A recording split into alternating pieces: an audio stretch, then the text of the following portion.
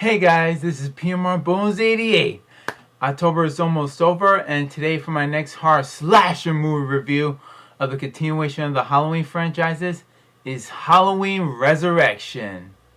After the previous of the last movie of Halloween H2O, where Laurie finally killed Michael Myers, and apparently they wanted to make another movie, the 8th or the 4th Halloween installment. So the returning director, Rick Rizzano, which he also directed Halloween 2, and Jamie Lee Curtis returns, but only for a short cameo.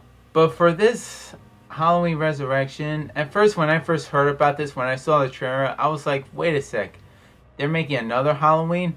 How are they gonna do that? I asked so many questions myself, but this movie is kind of a mixture between of horror and a little bit of teen scary movie combination, but it was really disappointing, and this wasn't really a good thing to bring of a Halloween Resurrection. I didn't really like it that much, but it was really darker, but it also featured Busta Rhymes and Tyra Banks in this film. Like, really? Busta Rhymes? But anyways, this movie starts out where Laurie Strode is now in the mental hospital, and the nurses were talking about what happened during H2O, where Michael Myers tracked her sister down. Unfortunately, what really happened is they showed you where Michael woke up and just strangled one of the paramedics, and it seems that where he crushed, I think it was his laryngeal, or something for him unable to speak. He switched on clothes with him. He put on the mask for him.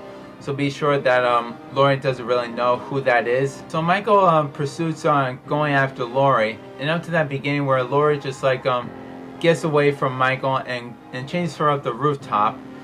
So that's where Laurie sets a trap for him.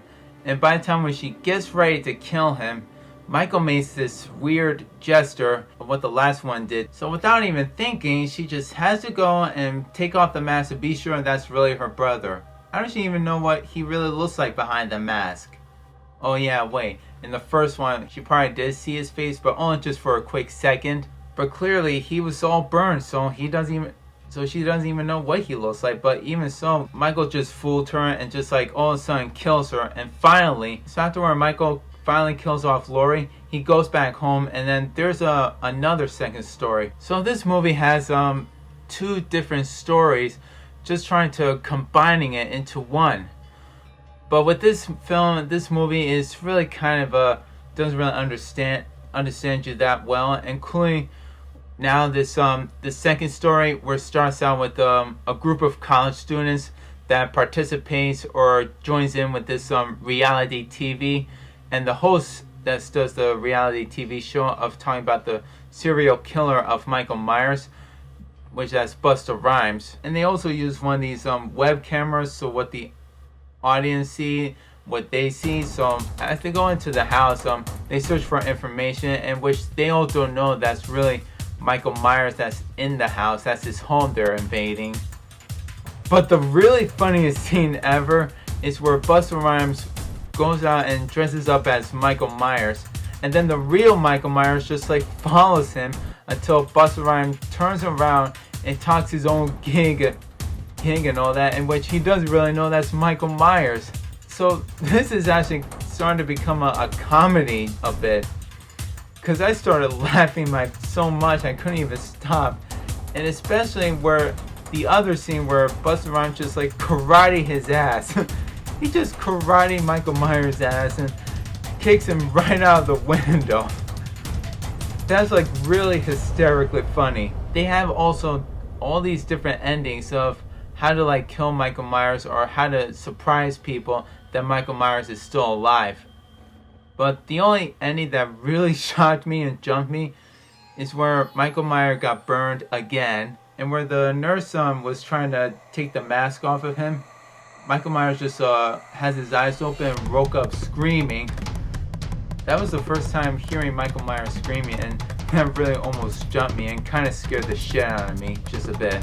But after done talking about this movie, I know it's really short, but I had to make it short and brief, and this movie is apparently too crazy and it had too much story, and I only wish they shouldn't have used where between Laurie Strode and Michael Myers at the end of this movie. That would have been a great ending instead of putting it in the beginning. But I wish they have had Jamie Lee Curtis's Laurie Strode's character a little more, showing her more. But it is okay. I mean, this movie's okay to me, and it's just my third least favorite of my Halloween movies. So just to rate this movie, I have to give it a 65 out of 100. It's really kind of ridiculous just to make another Halloween sequel, but with this Resurrection movie, it's kind of okay.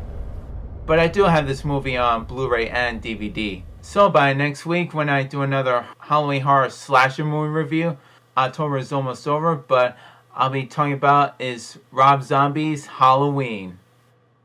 And this is P.M.R.Bonez88 signing off and saying is, peace!